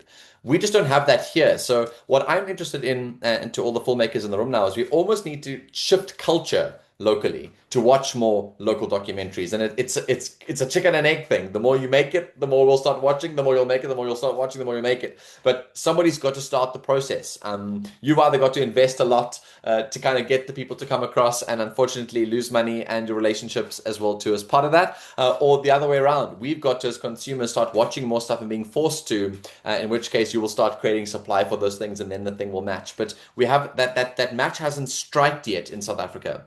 And I don't know why it's taking so long, but just the match hasn't struck. And I think it's because Nigeria moved to a very easy way to produce, this fast way to produce sort of Nollywood films. Doesn't require the kind of production cycles and depth and time and cost that South Africans obviously are putting into their filmmaking. But I think Doctor's right. There are filmmakers who distribute primarily only on YouTube first. And all the auxiliary revenue is not just a one film, one revenue model. And I think that's why I think the infrastructure here is broken. Our infrastructure of film distribution is not built for the kind of stuff that we're talking about now. It's just not built for that, because everything from a production perspective goes into making one asset. The people buy one film, whereas the rest of the documentary filmmakers on YouTube who are successful obviously are iterating and creating constant stories and then developing themselves from there. It's a very different way of creating, thinking, business models, and the whole industry has to shift along with that as well too. It will, but it's not there. Sorry, so Danilo, Carolyn has got a question. Carolyn, would you like to ask the question for the panel? I think it's the right time. No, as a DFA, we've been discussing for quite a while now. We have 230 members, and let's say each of them has maybe a catalog of three hours. Okay, so we're talking maybe 600, 700, 800 hours of content that we could potentially put onto a YouTube channel to amortize it and make a return on investment for the filmmaker. I mean, I know with AVOD, the platforms that I've spoken to in terms of distribution, the ones that are honest, they share with you how many minutes a person watched your film for, because they've got to amortize it across a number of people. The problem with EVOD, the problem with SABC Plus, even Showmax, they haven't really taken off in the way that you think they should have taken off, because they're all free, not except for Showmax, but EVOD and SABC Plus are all free. And SABC Plus is run by, it's sort of built on the back of Telkom as well. But so I'm just interested to know, like, practically what you think, because they say you should have 45 minutes of new content a week. We would have to build a back end. We would obviously have to build a proper monitoring.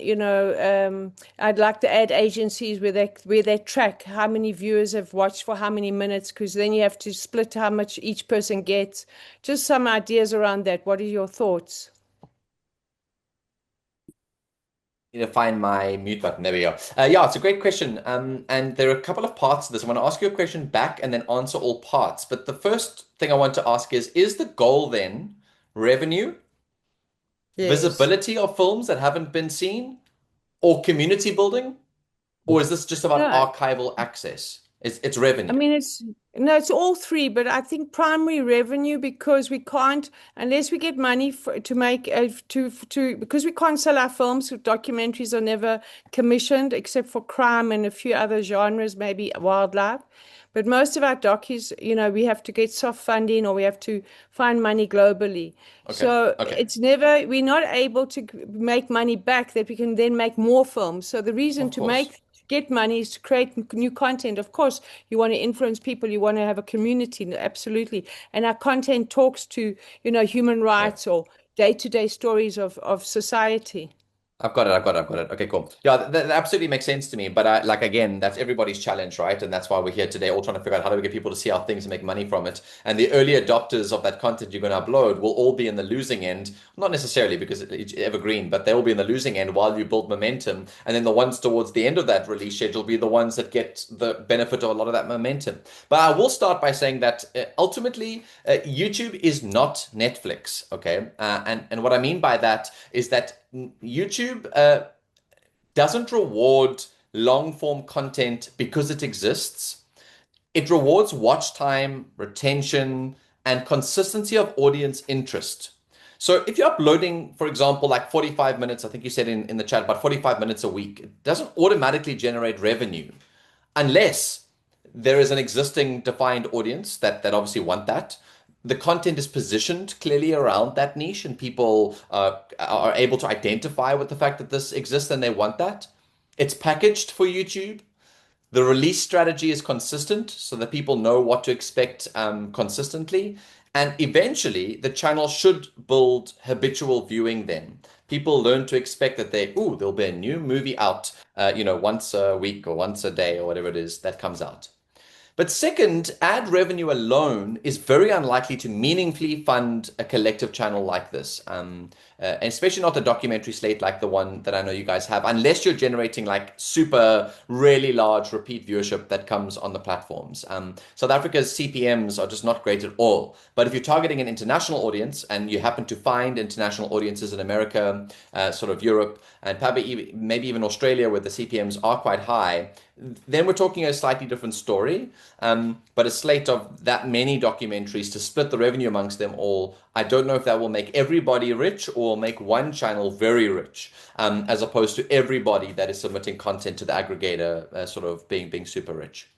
But I think it is possible. I think you could consider, for example, just a generic DFA sort of, I don't want to call it generic, it's the wrong word, but like a DFA channel that's specifically around a niche. Like what happens if you set up a whole bunch of the niches of documentaries where, all your true crime goes here, all of your health goes here, all of your political goes here, and different sort of niches. Then I'm getting a film every week in a thing that I know I'm interested in. I'm a true crime person. That could be quite interesting in terms of gaining some traction and monetization sort of longer term. I think those kind of niche spaces will perform particularly well because I only subscribe to channels that I want regular things from that channel. And if the content on that channel goes from sports to food, I'm not that interested in sports and food, and I don't want the sports stuff. I only want the food stuff.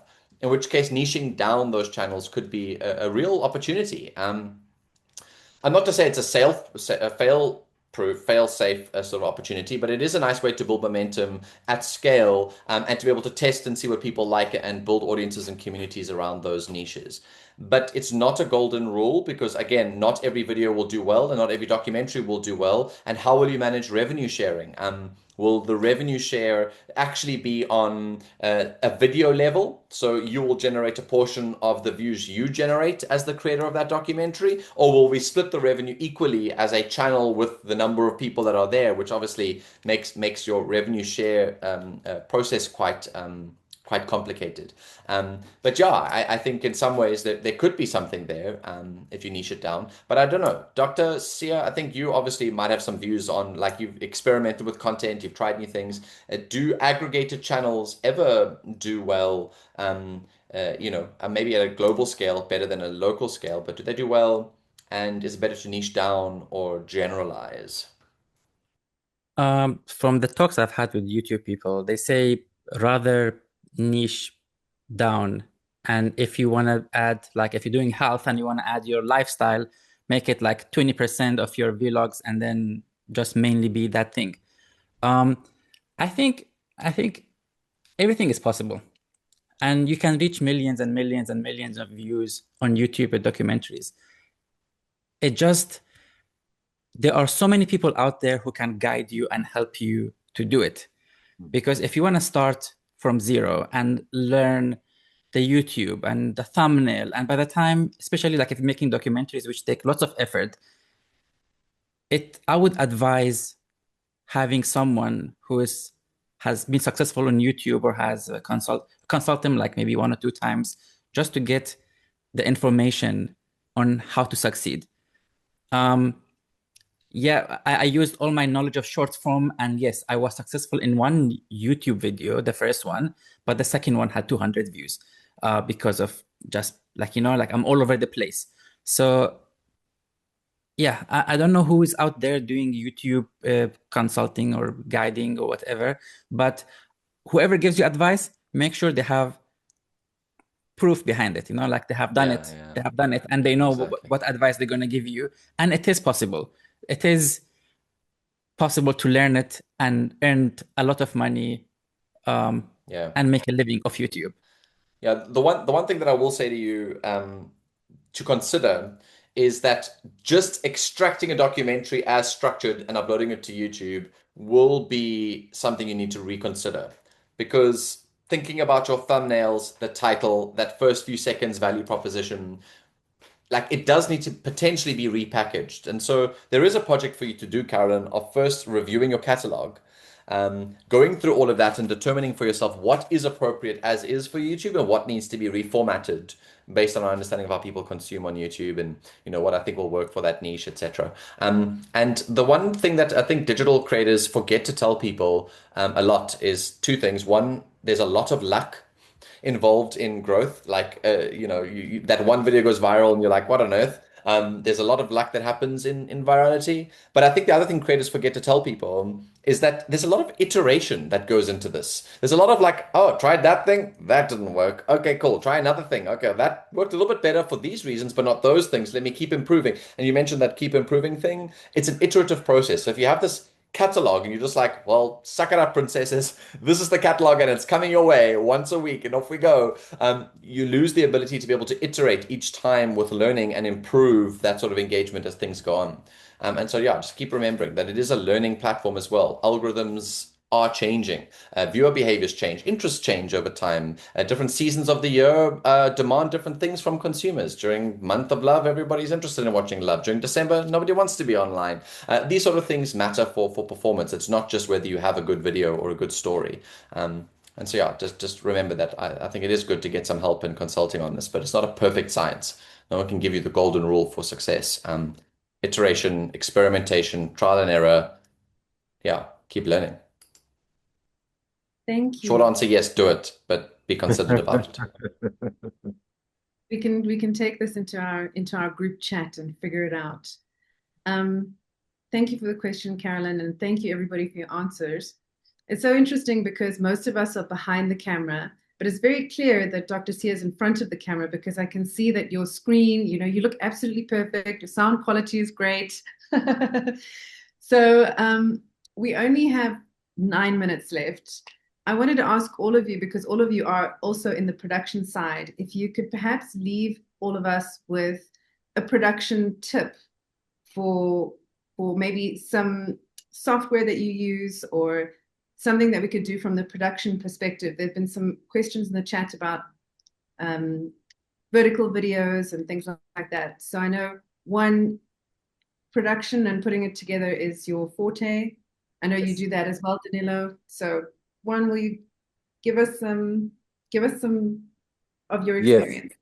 Right. So with everything that we make, there isn't a version of what we make that isn't made in multiple formats anymore. It's a standard protocol.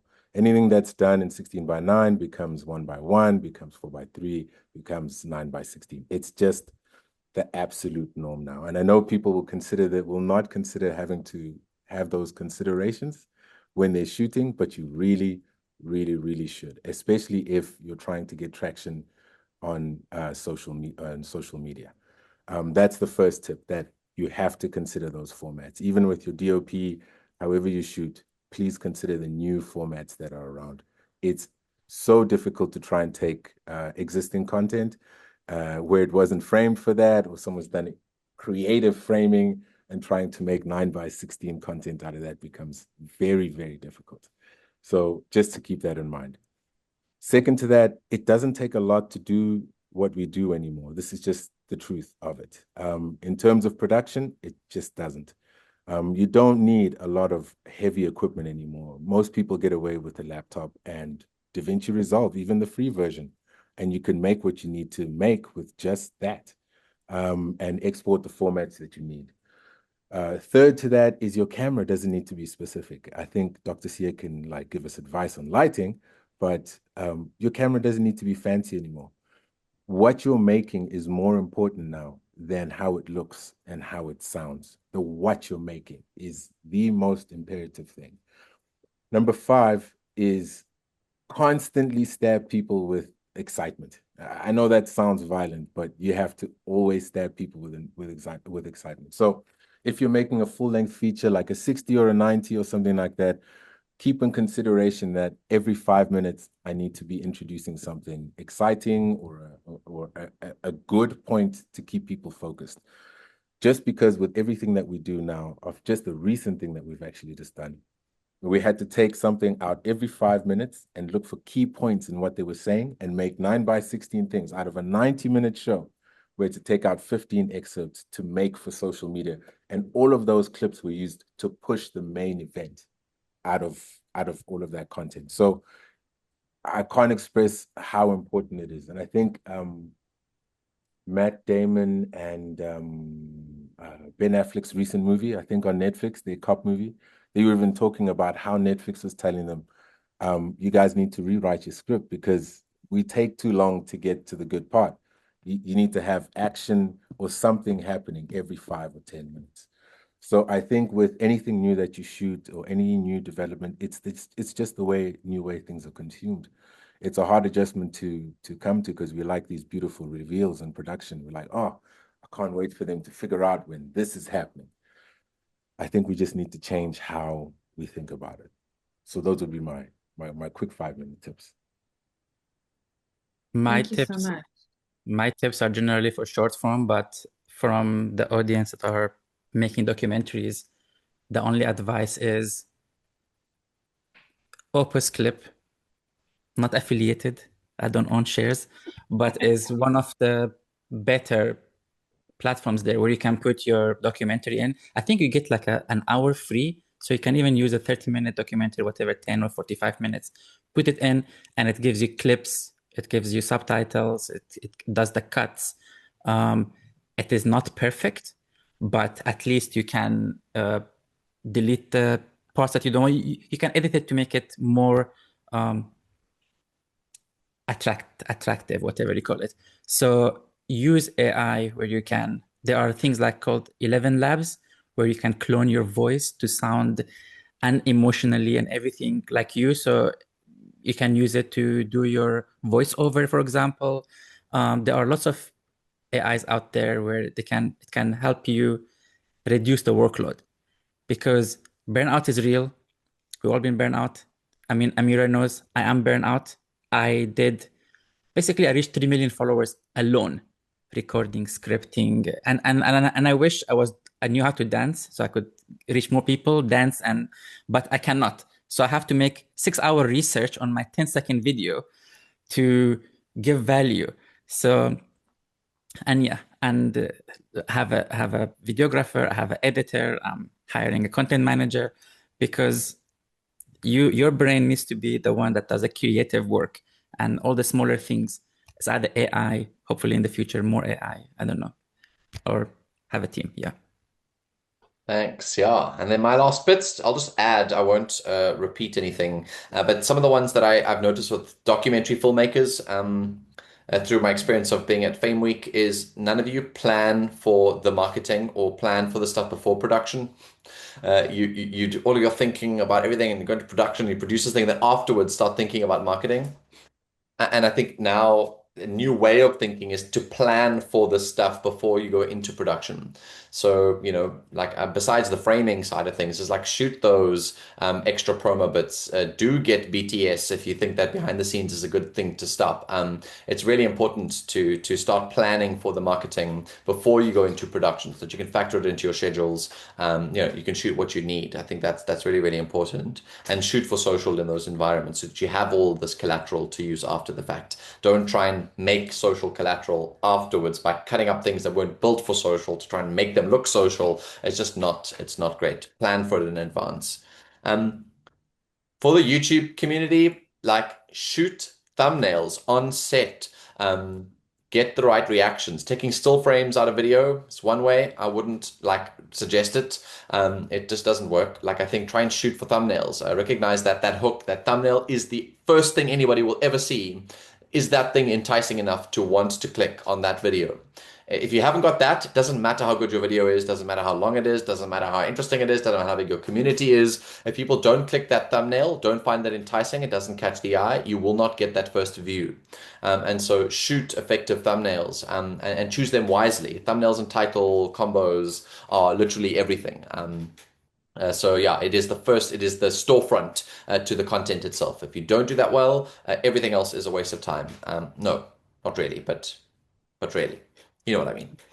The third one I would say is that we mentioned quality just now, it's not about the camera you have, etc. And I agree. The only thing I will add to that is it doesn't mean you need to produce bad quality videos in order to succeed. There is a big rise in people's expectations that video content is going to be high quality. We're watching some of the best creators in the world. We expect all digital creators to have, LED walls like Dr. Siya has there, and or lights, lighting panels, and we expect them to have good lighting and a good podcast microphone. It's an expectation because we watch so much global high produced content, and there's something to be said about high value production that's also visually appealing. Yeah, there we go. It's visually appealing and use your phone, not this one. Use your phone. You can, and it's basically your options are much bigger now. But there is a big move, and I'd say it's probably going to still be a trend for a while. There's also moving to PGC, professionally generated content, stories that feel good to watch online, that are not grainy and badly produced, but are exciting to watch and aesthetically pleasing. Then the last one I will say is in an attention economy, which I spoke about right at the beginning of this webinar. Your hook, whatever happens in that first little bit, should carry quite a lot of your emphasis, making sure that the opening is good. And I notice this with more branded content than I do with documentaries, but that big opening, cinematic drone shot, then title sequence, and then introduction happens. On digital platforms where attention is really, really short, that first few seconds really is important. Try and find a way to get my attention.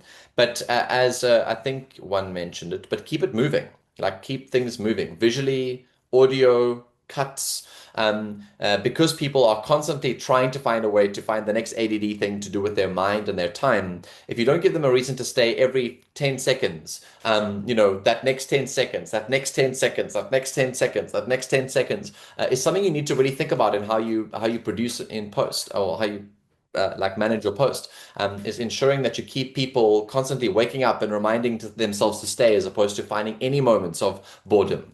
And YouTube have this really terrifying graph called your audience retention graph, and it has this massive drop off in most cases within the first 5 seconds. It then stabilizes and sort of tracks down towards the end. But you will see in longer form content these little spikes of people skipping in content to further on down the line to get to the point. Show me the resolution, where's the thing? And you can use those graphs to help you determine where people are getting bored. Where are you seeing your most drop-offs happening in the video? That's where people are bored. Try and keep them staying along that journey to get that graph to be a little bit more stable and flat. It's probably the last piece of advice that I have, is focus on the hook. Well. Robbie Thorpe told me that the average person only watches the first 5 to 10 minutes. They never watch the whole series. Almost 80% of people. Yeah. Yeah. So Netflix, on YouTube, it's same thing. only on YouTube, the standard is you should try and get 50% of your audience to make it through halfway of the film or something, or halfway through your video. But I can't remember. It depends on niches and industries and formats, etc. So yeah, it's a real thing. Not everybody will watch every minute of the documentary, and I think you've got to recognize that. So hook them in the beginning and ensure that it keeps moving. And that could just be interest. It could be intrigue. It could be many things to keep it moving. That'll be my biggest piece of production advice. Thank you so much. It's already 8:02, so I'm going to say thank you. This has been such an incredible conversation. Can everybody give a, any type of reaction you'd like? It'll be cool. So I want to say thank you to all of you for your time. Also to everybody in the back end, for the DocShare team who've put this together, for the .coms team who have marketed this little webinar among all of our members. And next week, we are doing Let me think. What is our one next week? It's on editing. Editing on your cell phone. So it's another sort of cell phone series. So catch It'll be a very us. short one. CapCut. That's it.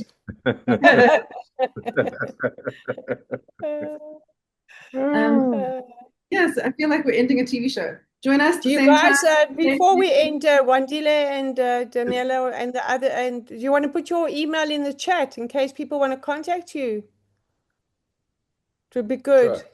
And also, I mean, Amira, you're signing out like it's TV. We're in digital here. You should say, please don't say like, comment, and subscribe. But do, yeah. That's probably what you should be doing. Oh, okay. Noted. I'll take my notes. Okay. Cheers, everybody. Have a great evening. I think we're done. Wandile, put your email there quickly. Oh, there. Great. So everyone's got it. You can share it. Thank you. I think Drew has downloaded the chat for us so we can share all of the notes that everybody so kindly put inside. And we will see you next week.